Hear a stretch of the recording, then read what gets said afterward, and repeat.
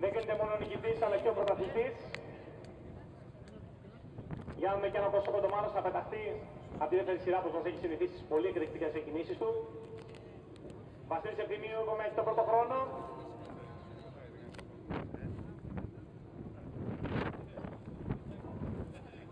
Αριστίδης Κιζίνος με το 111 και τη μαύρη Yamaha R1. Πολύ εντυπωσιακός, οριακές κλίσεις, φοβερή φόρα σε κάθε στροφή. Λείπει ο Νίκος ο Κατσούλας, ο οποίος όπως είπαμε χθες είχε μια άσχημη πτώση από ένα σπασμένο κλιπών.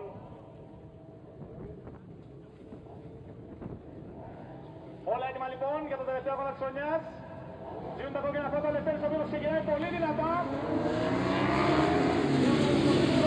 Ο Λευτέρης ο οποίος από τους το καταφέρει και στρίνει πρώτος. Λευτέρης ο οποίος είναι πολύ καλά.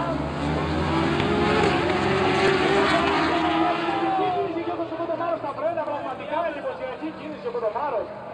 Κατάφερε και πέρασε και τους δύο συναθλητές εκεί στα φρένα στην ΚΑΠΑ 3. Εντυπωσιακή κίνηση εκεί από τον Κώστα Κοντομάρο. Έχει βάλει σίγουρα σημαντική εκεί το Λευτέρη τον Πίπο. Σε ένα θέση να στήσει ο Κιζίνος.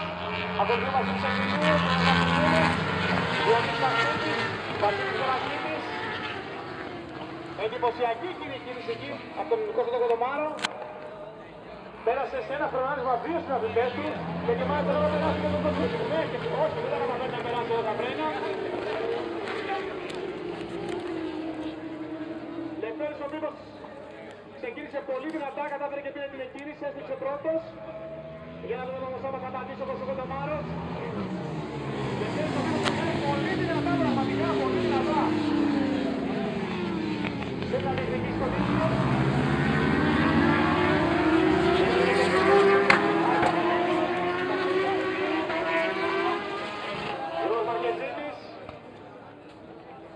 Θα έχουμε ένα πολύ ωραίο αγώνα.